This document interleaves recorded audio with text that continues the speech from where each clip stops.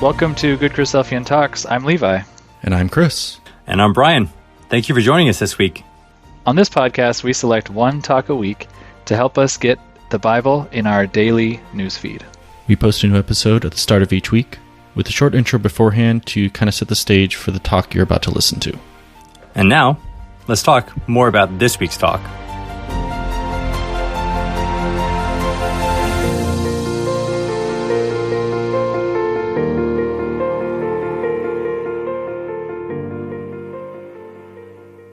This week's talk is by Brother Matt Parry. It is the last class in a series that he gave at the Detroit CYC Fall Gathering, or the football challenge. This was class 5. It was the Sunday school period. I so enjoyed this class. It was suggested by someone who had listened to every class and suggested this one as the best. But I think we run into this a lot. Sometimes the last class, when we also get the benefit of the summary of the whole of the study and kind of the final points made by the speaker. It's usually a good class to listen to, and he, Brother Parry, has done a really good job, I think, on this study, and asked a lot of kind of what if or why does that need to happen that way questions about Elijah and how he communicates and how God works with him. And I think he lands two really good points that I'm going to be thinking about for a while, about the still small voice, and then also about how God works with us over extended periods of time. Really enjoyed this class, and I'm excited to share it. Again, thank you to the person that suggested this, and to all of you who send in suggestions. It is a huge help for us, and this was a great class. And so here is Matt Parry on practical lessons from the life of Elijah. Okay, we're coming now to the last class when we consider Elijah, and there was so much to cover in the still small voice that I wanted to just deal with that separately as well and spend some time on that. And so this class, I want to talk practically about what was the lesson that God was teaching Elijah about the power of the still small voice, and ultimately what was he teaching us as well. And then the second half, there's a bit of a shorter talk. We'll conclude by looking at the last couple of events in Elijah's life and seeing him taken up in the whirlwind, and I guess reassuring ourselves that Elijah learned this really important lesson. I want to make sure that that's clear as well. We've been somewhat harsh on it, Elijah, how we've looked at it, and make clear that he really did learn, and that's the reason that God was willing and able to work with him, as we said in our first session, because he had that passion and that meekness. He was able to learn and do what God was looking for.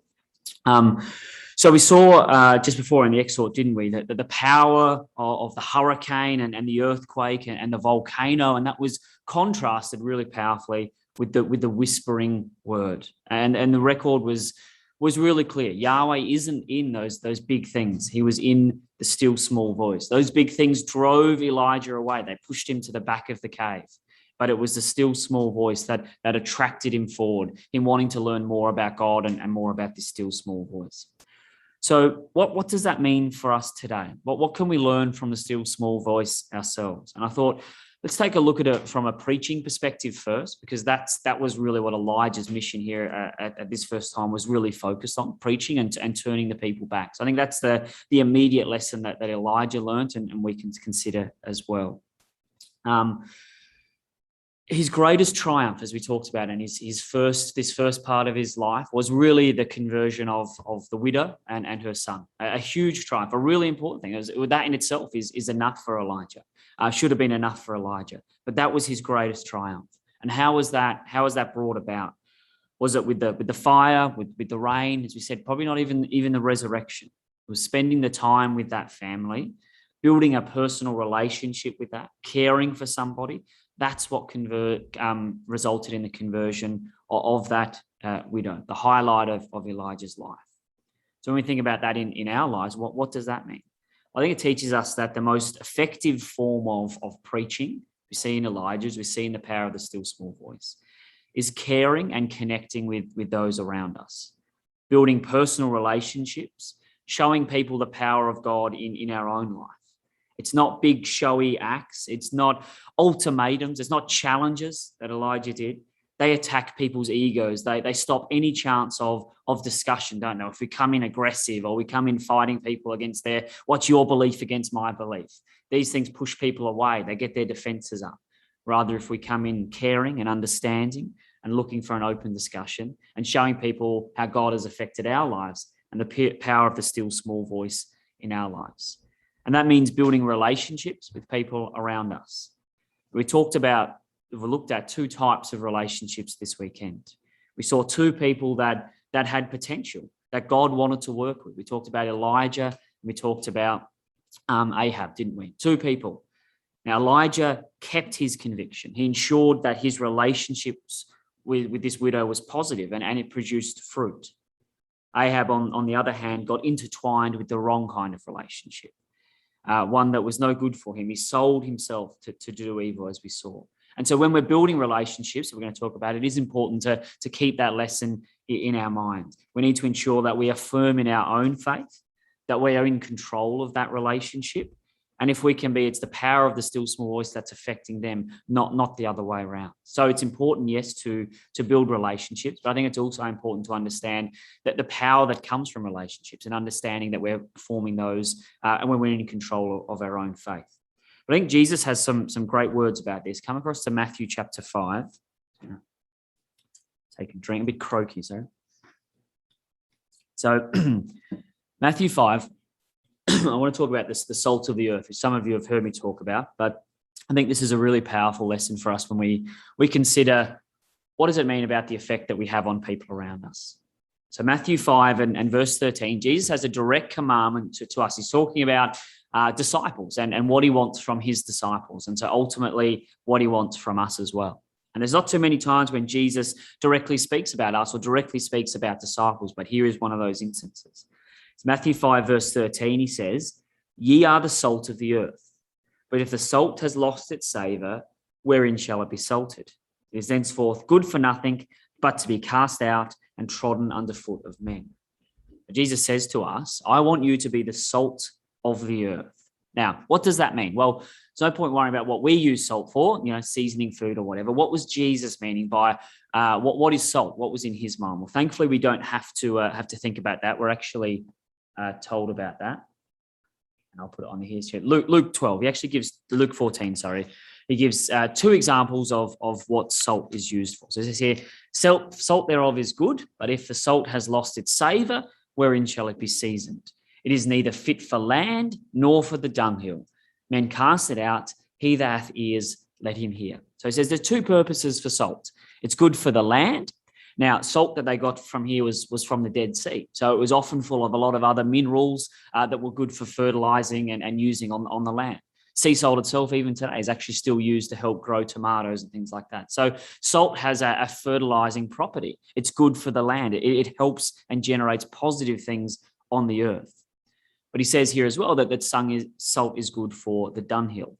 And that's the salt that we might know of, that kills the bacteria. It preserves food. So when you put salt on things, it kills off the bad things. So they put it on the dunghill there to kill off all the bacteria and the smell and those sort of things like that. So there's a positive and a negative thing that salt is good for. It produces things. It's a fertilizer. It helps things grow in that environment. And in other environments, it kills things off. It stops bad things from growing as well. And so Jesus says, this is what I want you to be.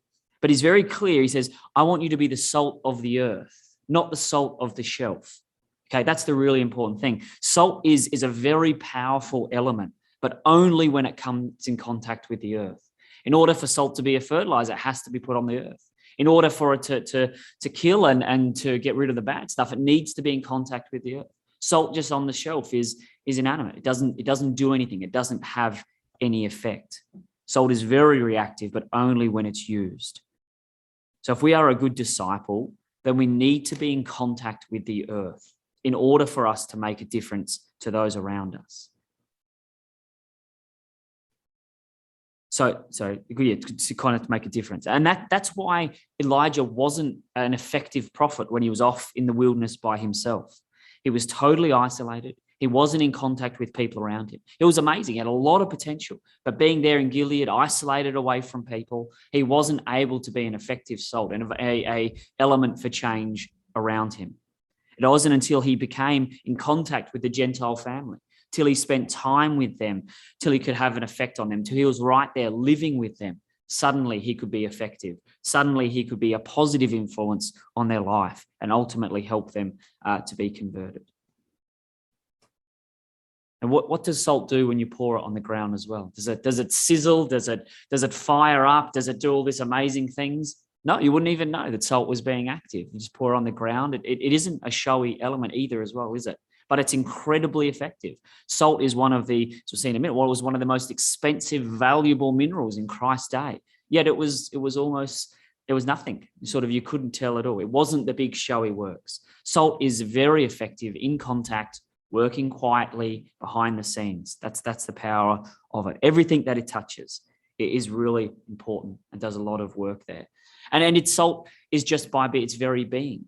It doesn't have to mix with other things. Just its presence there in the environment is able to produce good, is help foster good things, to encourage positive things, but also as well, it reduces negative things. It cuts back all the bad environment and helps an environment stay pure.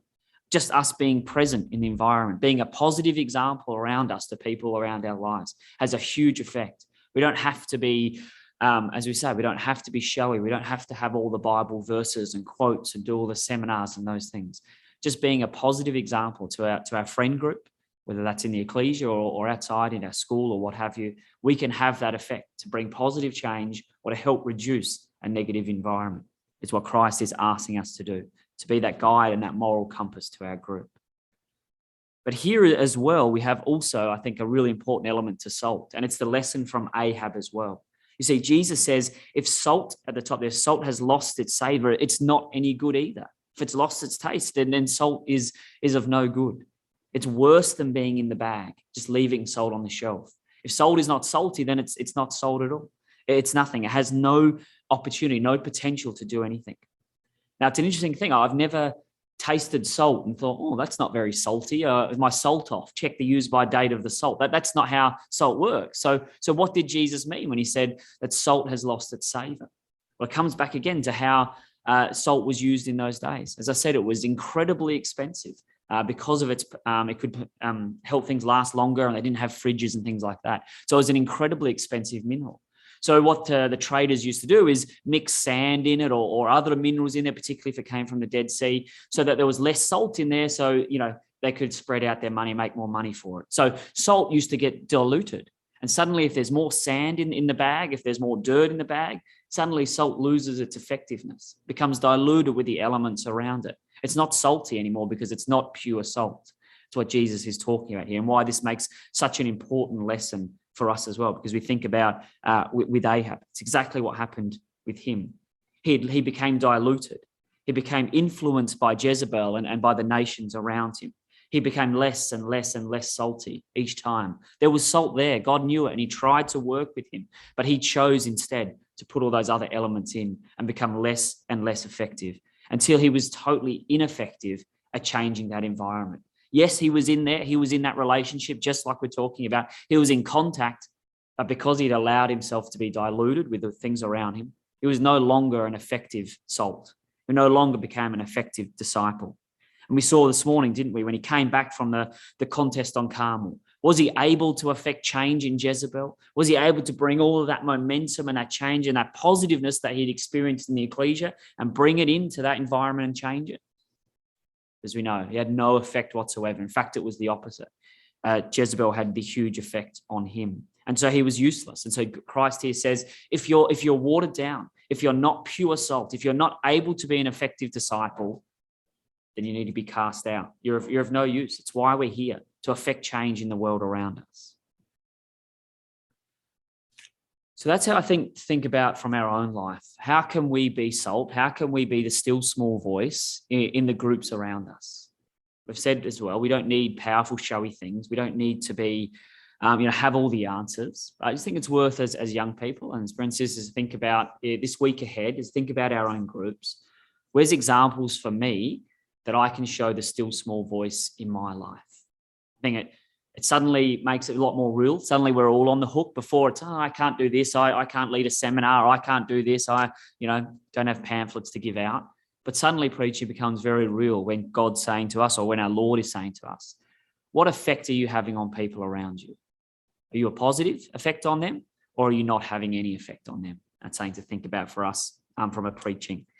But as well, what about in our own life, in our own context, on how God talks to us as well? What else can we learn from the power of the still small voice? Well, let's talk about volume first. I think that's a really thing. The thing of all these things were enormous and loud, and God chose to use the word a gentle whisper is his chosen method, he told Elijah. And a gentle whisper is calm, it's confident, and it's refreshing. But only if we can hear that whisper. And I think that's the really important point for us as well. God will talk to us. God will interact with us, but at a whisper. And if we fill our lives with shouting, with distraction, with all the other noise around us, it's really, really hard to hear God speaking and communicating with us. If our thoughts are full of all the concerns and the stuff of today, when God talks to us, when he speaks to us through his word and through environment and our circumstances, unless we're listening, it's really hard, it's really easy to miss that, because God speaks to us in a whisper. He'll speak to us, as I said, as we read our Bible. But if we're too busy doing all of the other things and getting caught up with the noise of the world, we won't hear it because he hasn't spoken to us. God will show us the way to go. He will provide us the answers, but he won't scream it to us. He won't hit us in the face with it. It's not like the fire or the wind. He'll speak to us calmly and gently, and it's our responsibility to listen for that and to look for it in our lives. And if we're making time to listen out and to make time to hear that voice, then we'll hear God very, very clearly in our life.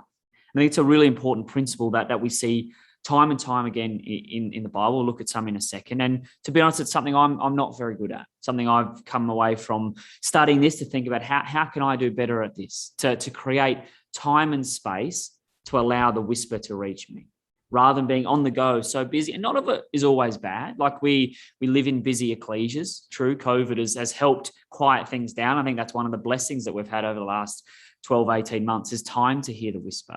But as life gets busy again, as things pick up, as we have more events, busyness can be really distracting. And we need to make sure that we're creating time for that. Let's look at some of these verses here. And there's many more I could have put up. I just wanted to show that this is actually a real principle in the Bible that God talks about. Be still. Just listen, sit. Know that I am God, Moses said. But the Lord is thy holy temple. Let all the earth keep silence before him. Be silent before Yahweh your God. Exodus. Yahweh will fight for you. You only have to be silent. You don't have to join in the fight. You don't have to be loud. You don't have to be noisy. You don't have to be at the front. Let God do it. You just sit there quietly and let him do that. For God alone, my soul waits in silence. From him comes my salvation. He alone is my rock and my salvation, my fortress. I shall not be greatly shaken. Just sitting in silence and allowing God to talk to us, I think is a hugely important skill and something that we need to learn definitely as young people. We love busyness. We love being on the go. But are we listening out to that word? And a good reminder is that God doesn't always communicate through big supernatural shows of power. If we're waiting for some magical moment to happen, some aha moment of, oh, now I know that God is real, that's not always how God works. Remember the widow that we talked about? She got just enough day by day to keep her going, just enough each day. And that's how God works with us. Gentle whispers in our life, small incidents that nudge us and direct us in certain directions. Our conscience, if we listen to it, will help guide us and direct us there in what God wants. It's true, some people have amazing conversion stories and they share that and they're really powerful. But for a lot of us, we don't. We don't have some big aha moment about how we knew that this is it and the truth is real. It's just God slowly, over years, working in our lives, helping us, directing us. And that's okay. Sometimes we know it's there. We know that whisper is there and we keep pushing it aside, waiting for the earthquake or waiting for the fire. God doesn't always work that way. And we need to be mindful of that and prepared and listening out for the whisper, because that's how God chooses to talk to us. Okay, so I think a couple of lessons there, and I'd love to talk to more afterwards of other people that have thought about how does the still small voice affect your life? How do you think about that? What does that mean for you and how God talks to you?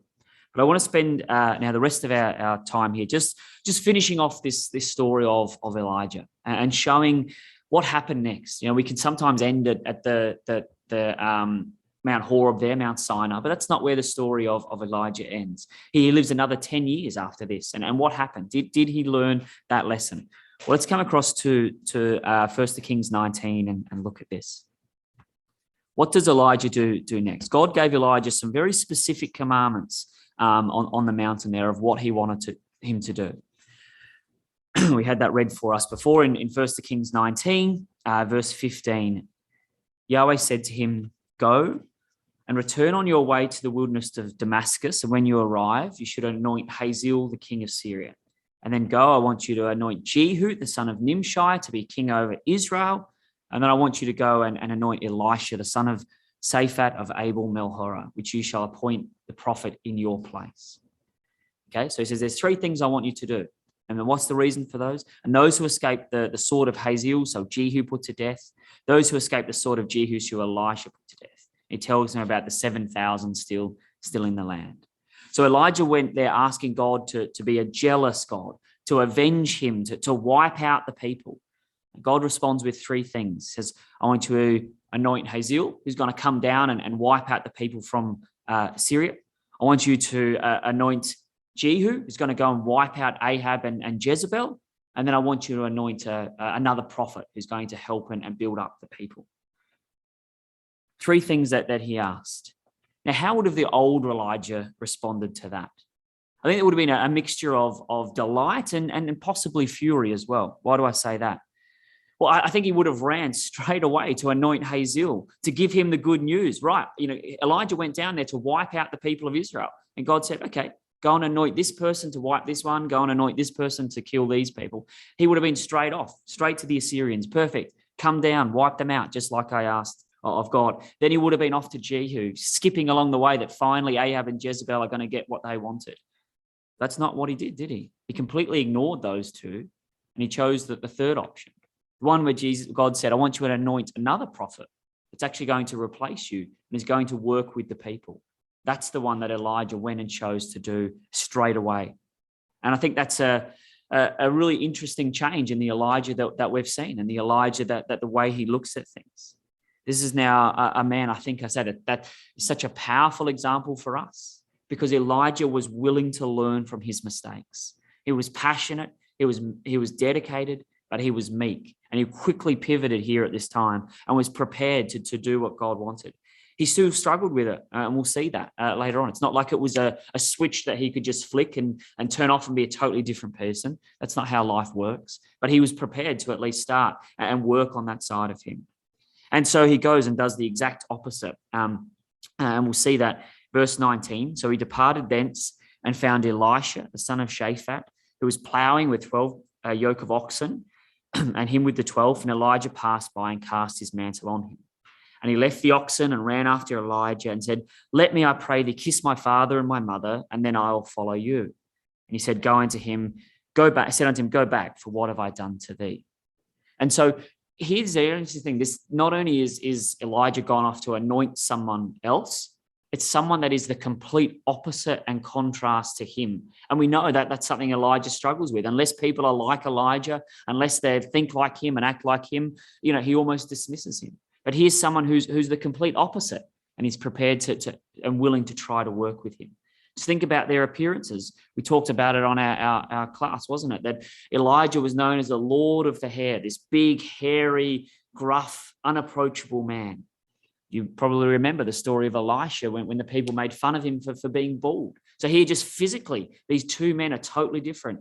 Elisha was probably younger. Elijah was older. One hairy and gruff and out in the wilderness. One modern and young and bald. Elijah had no family connection whatsoever. There's no mention of any of his family, no background, no nothing. We don't even know Tishbe, where that was, the town that he grew up. But here we see Elisha had a family that he was very close to, that he didn't just want to leave, a family that he was connected to. We saw before that he was told to Elisha, the son of Shaphat of Abel Menholah.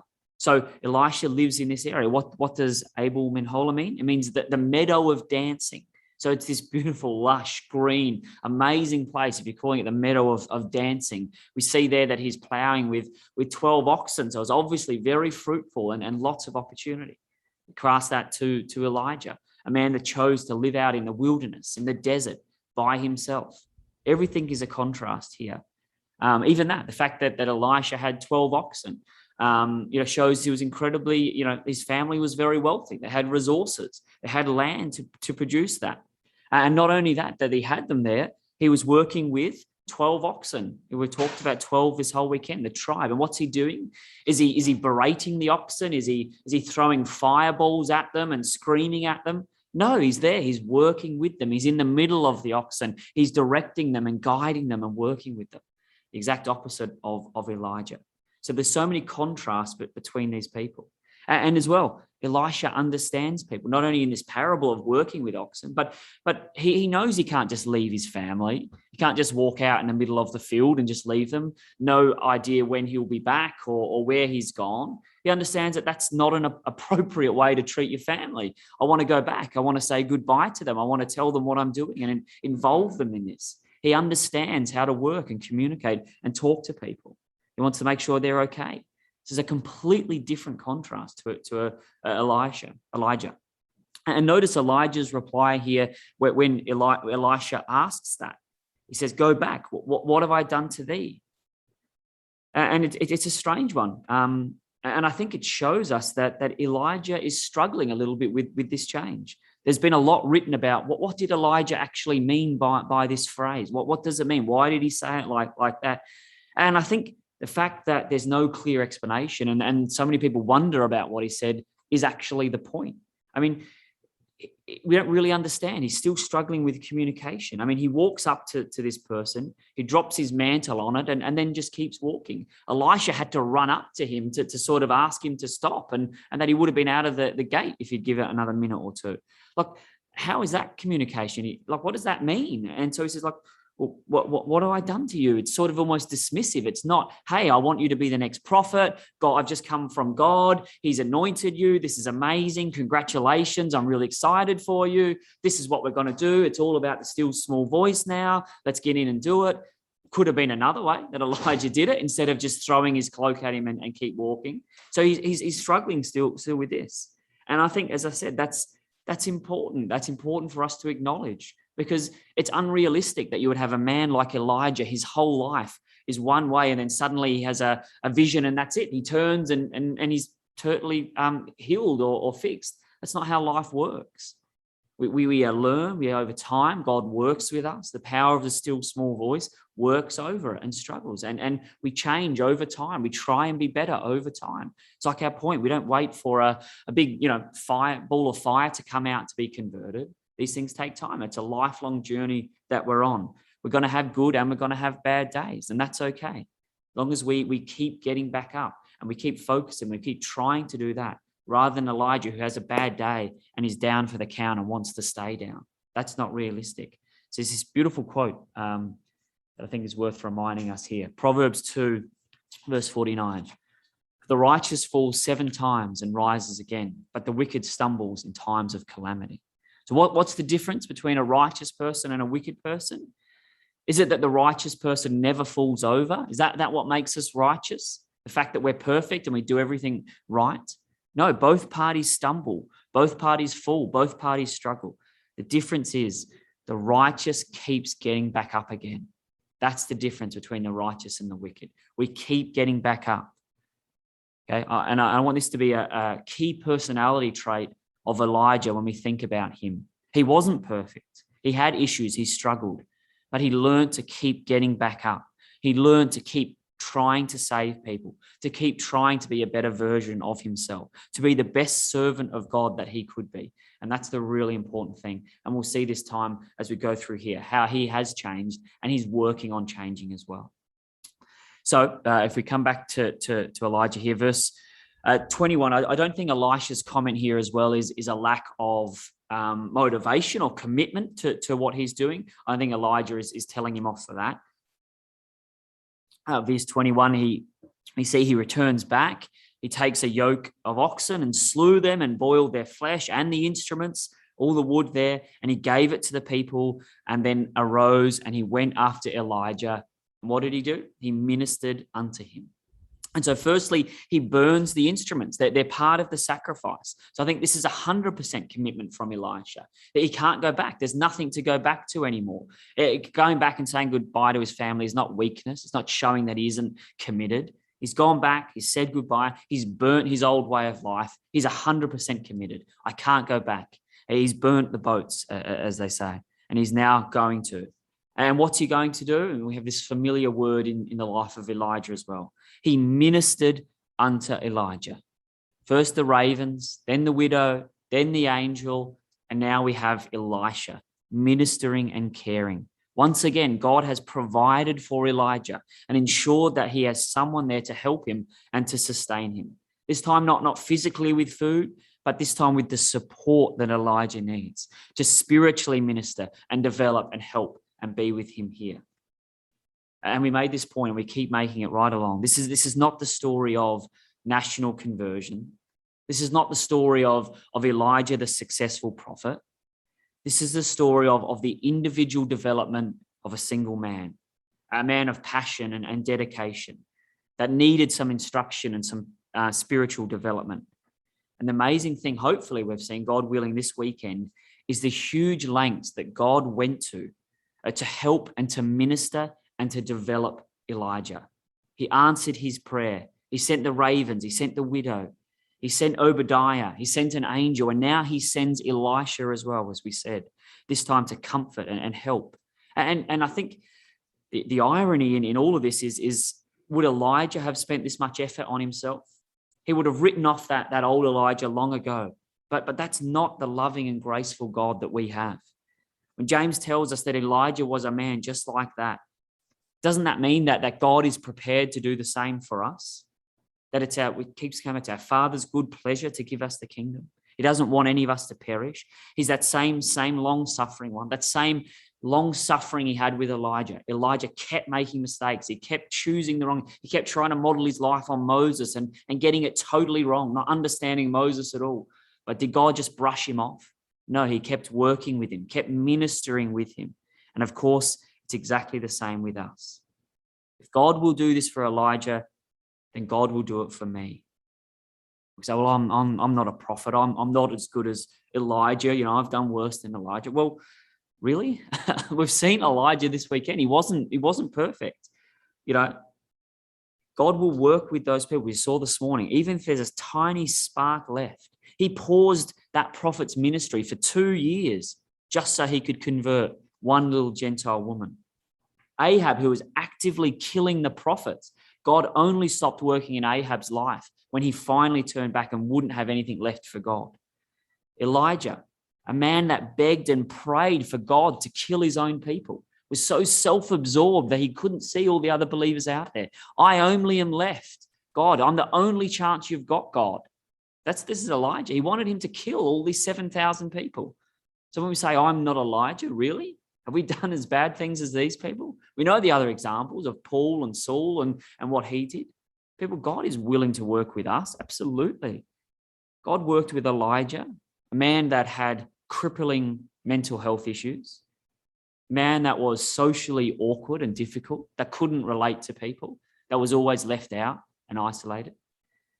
God worked with him. He sent minister after minister after minister to this man to help and to build and to shape. And our God will do the same for us if, as we've talked about, we're willing to be meek and teachable. God does not give up on us, nor does God expect us to be perfect. That's the whole point of this weekend as well. He will work to make us that way. Okay, so let's look at the last final little part of his life before he goes up, which is in, I was going to say, actually, before we come to 2 Kings 2, there's 5 chapters between now and then when Elijah appears. So, and that in itself is interesting in itself, because the fact that nothing much is recorded of Elisha after this is actually in itself, as I say, a really powerful point. You see, Elijah was all about making headlines and creating national conversions and doing things on the public stage. But now It's not. He almost disappears. He's working, but it's not all that big, mighty things. He understands that working is behind the scenes and on an individual level. And instead, what do we see? Well, let's just look over the next couple of chapters here. Chapter 20, what's that about? It's this, sorry, give me 2 seconds. You see down in verse 35 is where I'm going there of 1 Kings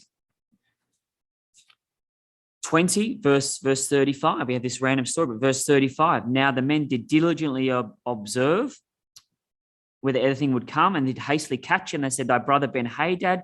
Then he said, go ye bring. Then Ben-Hadad came forth, and that's not the right one.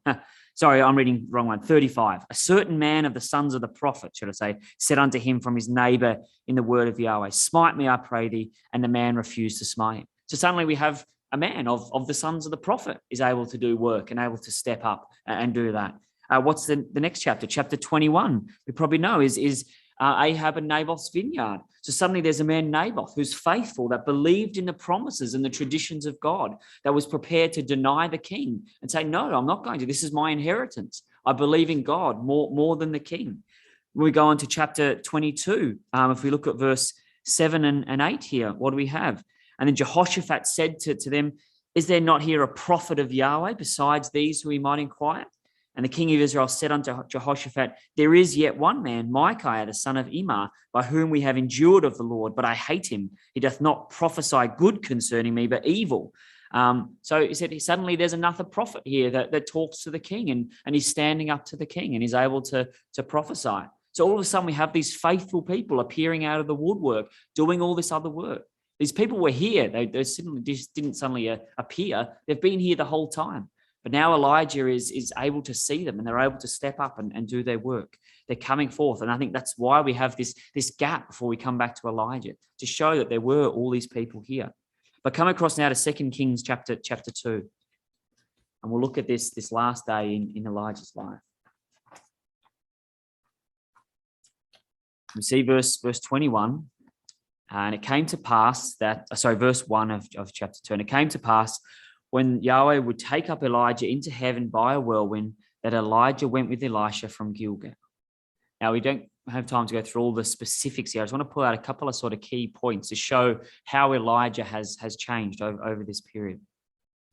Firstly, let's look at the dramatic change over those last 10 years. Last class, we saw Elijah was lying alone in a desert, feeling isolated, like no one was there. And now we're going through some of the worst towns. Bethel, this is where the golden calf was set up. Then he'll go through Jericho. Remember, we talked about Jericho right at the start. That was a symbol of idolatry and stood for everything that God was against.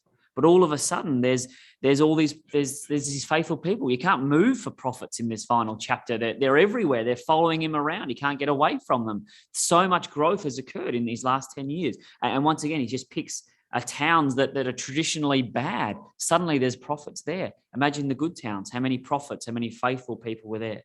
Elijah and Elisha were able to get in and to blow on this spark and to build it into a fire here in this land. And so verse 3, the sons of the prophets that were at Bethel came to Elisha and said unto him, knowest thou that Yahweh will take away thy master from thy head today? And he said, yeah, I know it. Hold your peace. And then they go on, and verse 5, the sons of the prophets that were at Jericho come to Elisha and say unto him, knowest that Yahweh will take away thy master from thy head? He said, yep, I know it. Hold your peace. Verse 7, and then 50 men of the sons of the prophets went and stood to view afar off. So, it's gone from Elijah being alone to now he can't get away from prophets and sons of prophets and faithful people everywhere. This is what's happened. It's amazing turnaround. And what's going on here? Why do they keep asking about is Elijah going away? And then they're wondering who's going to be next and all of that. And I think this is we have our first sign here of the new Elijah. Remember, before he wanted nothing to do with these people. He wanted them wiped out. He wanted everything gone. Now we'll see here he's spending time with them. He doesn't want to leave them. I think he's almost in denial a little bit. He hasn't planned for this. He hasn't prepared for it properly. I think he's struggling to be apart from these people. What a contrast that is between the Elijah that we've seen this week. And I think, however, unfortunately, his refusal to appoint a public successor and to acknowledge his departure is causing some issue for Elisha and the prophets. They're all wondering who's going to be next, who's going to lead the people after this, who's going to care for the school of the prophets. And we haven't done that. And we get hints of this, that he's struggling with this. Firstly, Elisha has to specifically ask Elijah, I want to be your successor. Verse 9, he says, I want a double portion of what you want. I want to be your firstborn. And Elijah says, well, I can't give you this. I can't answer this. And I'm not sure why he said that. Why couldn't Elijah? God had very clearly on Mount Horeb said that I want you to anoint Elisha. He's going to be your successor. He's going to be a prophet after you. So why couldn't he? I think he struggled a bit with that. Elijah wasn't ready to be taken up. His mantle as well. Previously, he'd given that to Elisha. Now he doesn't want to take it back. So much so that in verse 13, God has to forcibly remove the mantle off him, almost pull it off him and give it to Elisha. It was dropped from his grasp. He wasn't going to give it up. And so I think he's struggling a little bit here with this point. What Elisha should have done is, as much as he loved Moses, we have a great example of how Moses passed on this. And unfortunately, whilst he tried to copy everything in Moses' life, he didn't copy this one.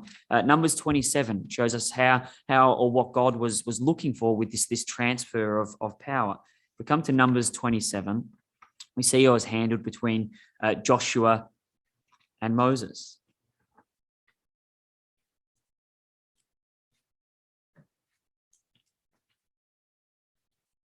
And in Numbers 27 and verse 18, Yahweh said unto Moses, take thee Joshua, the son of Nun, a man in whom is the Spirit, and lay thy hand upon him. Set him before Eleazar the priest and before all the congregation, and give him a charge in their sight. And thou shalt put some of thy honor upon him, that all the congregation of Israel shall be obedient, and he shall stand before Eleazar the priest, and shall take counsel of him after the judgment of Urim before Yahweh. And his word shall go out, and his word shall come in, both he and the children of Israel with him, even all the congregation. So God says, right, it's time to appoint a successor. You need to do this publicly. You need to do it before everyone. Lay your hands and your honor on him so everyone knows that he's next. And Elijah didn't do this. And so God has to create this situation where he almost does it for Elijah. He makes sure that the prophets can watch Elijah. We saw that before. The 50 came and watched, so he made sure that they're there. He makes sure that Elisha gets the mantle and is able to perform this miracle to come back in front of everyone. So it would be really clear that God and Elijah had picked Elisha to be the next successor. But because Elijah didn't do it, God had to fabricate this opportunity to pass this on. Now, it's an interesting question. Why didn't Elijah do it? What was he still struggling? Maybe he didn't want to go. Maybe he's still, this part we talked about, it's difficult to change. He didn't want to let go. Or maybe he just was sort of avoiding this. And in a positive sense, he wanted to stay there. He wanted to keep working with those people and keep being a part of their life. I'm not really sure, to be honest. It's an interesting thing to think about. But while we're here, just come to Deuteronomy 32. Why did Elijah come this way as well? So he goes through Bethel, that's fine, through Jericho, and now they're right here at the Jordan. They're going to actually cross out of Israel and go out into the wilderness. Seems like a funny place to go. But once again, as all things, he's following Moses. So Deuteronomy 32 and verse 48. This is the time when Moses is going to be taken as well. And Yahweh spake unto Moses that selfsame day, saying, get thee up into the mountain Abram, and unto Mount Nebo, which is at the land of Moab, that is over against Jericho. And behold, the land of Canaan, which I give unto the children of Israel for a possession. And die in that mount whither thou goest, and be gathered unto thy people, as Aaron thy brother died in Mount Hor, and was gathered unto his people. So just like Moses, Elijah goes to Jericho. Right in front of Jericho, there's the Jordan. He's going to cross over the Jordan and follow that same path that Moses took there, that is over against Jericho there in Deuteronomy 32:49. So this is the path that he's taking. He's following Moses' final footsteps. So let's come back then to 2 Kings and look at some examples, some more examples, I think, that show how Elijah has changed. And so in 2 Kings chapter 2, verse 11, it says, it came to pass, I think here's some three key things. As it came to pass, they still went on and talked, that behold, there appeared a chariot of fire and horses of fire, and parted them asunder, And Elijah went up in a whirlwind into heaven. And Elisha saw it and cried, my father, the chariot of Israel, the horsemen thereof. And he saw him no more. And he took hold of his own clothes and rent them in two pieces.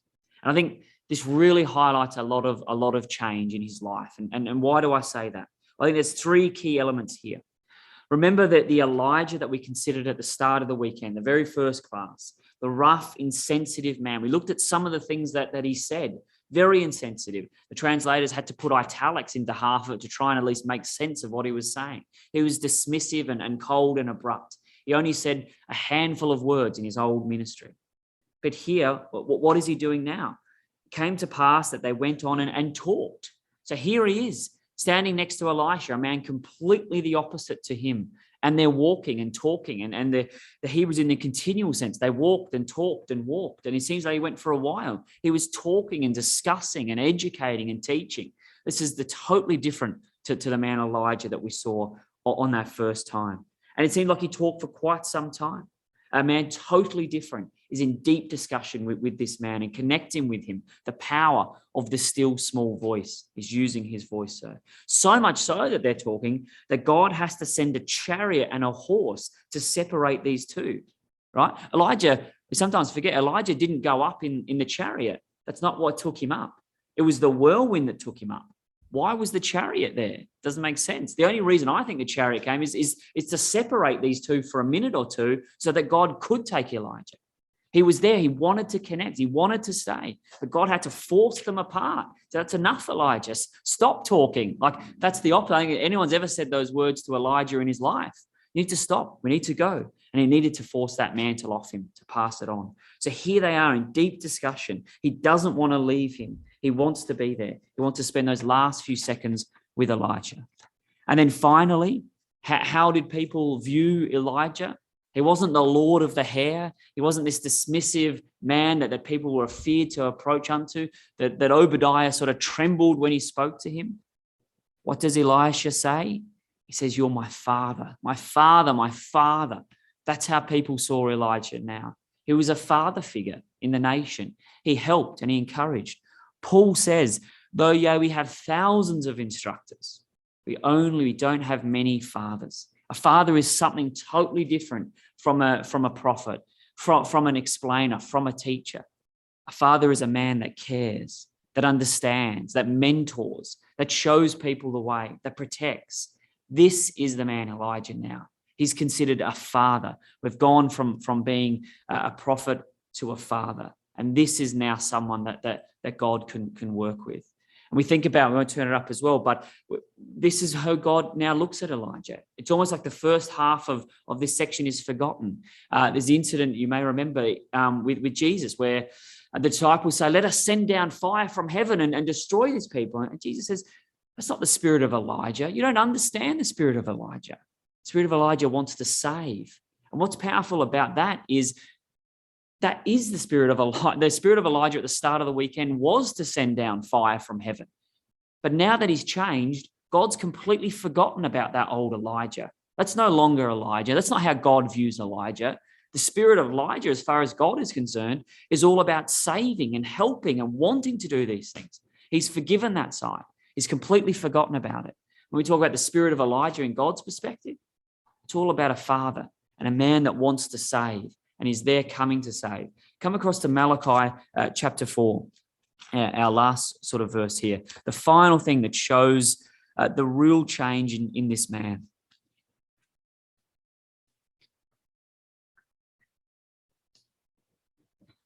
Malachi 4 and verse 4. It says here, remember ye the law of Moses, my servant, which I commanded unto him in Horeb for all Israel with the statutes and the judgments. So remember my glory, how I appeared before Moses and spoke about my character and my willing, my mercy, my wanting to save. Well, behold, I will send you Elijah the prophet before the coming of the great and dreadful day of the Lord. And he shall turn the hearts of the fathers to the children, the heart of the children to their fathers, lest I come and smite the earth with a curse. And we saw this morning, didn't we, that Elijah stood on Horeb and he pleaded with God that he would come and he would destroy the people. He would smite the earth and wipe them out. And now God said Elijah is going to come again. And what is his role? What's he going to do? Well, it's a thing that he's always wanted to do. Nothing's changed about that. He's always, as we saw before, wanting to turn the hearts of the people back to God. But what's the big difference this time? What's the really important part? At the end of verse 6, he shall turn the hearts of the fathers to the children, the heart of the children to the fathers, lest I come and smite the earth with a curse. Elijah there is trying to avoid that destruction. At Horeb this morning, he came and he prayed for God to come and destroy the people. And now God says, I'm going to come and I'm going to wipe out the wicked. And Elijah says, wait, please let me go first. I want to go out and I want to save as many people as I can to try and avoid that destruction. I want to try and bring those people back to you, God. Let me do it before you wipe them out, before you destroy them.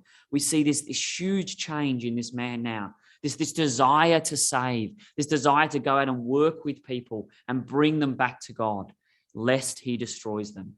And that, young people, brothers and sisters, it is the power of the still small voice. That's the power of our God, that we can have these extreme differences in somebody that we started the weekend with and what we end it with. Someone that was totally different. But God, through the power of the still small voice, was able to work in his life, big and small events, but work over that period to bring about a totally new person that God now says he's willing to save and just like and ready, and he's just like me. We've said it time and time again this weekend, but that's the point I want to leave with us now as we think about this. Not just the power of the still small voice. We need to think about that this week, about how we can do that, but also about God's power to change us in our lives. What we are now is not what we have to be. We've seen that huge turnaround in Elijah. It's probably not as extreme in our own lives. And if God can do it for Elijah, if we let him in and open up, God can do it for us. And we can find ourselves with our own role and our own purpose in the kingdom, God willing.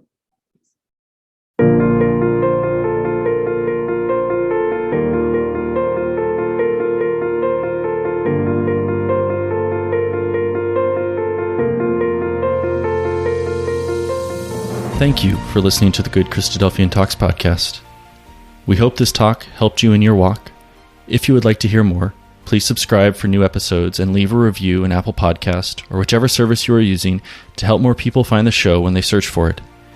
If you enjoyed this particular talk, please share it with someone who you think might enjoy it as well. For show notes on the talk you just listened to, visit our show page at anchor.fm/GCT or check the show notes section of your podcast player. Please share your thoughts on the talk from this week on our Facebook or Instagram pages, where we are at Good Christadelphian Talks, on Twitter, where we are at GCT_podcast, or leave a comment on our YouTube channel, where these talks are posted as well. If you know of a great talk, we want to know about it too.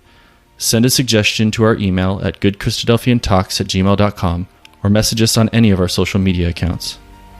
Thank you for listening, God bless, and talk to you next week.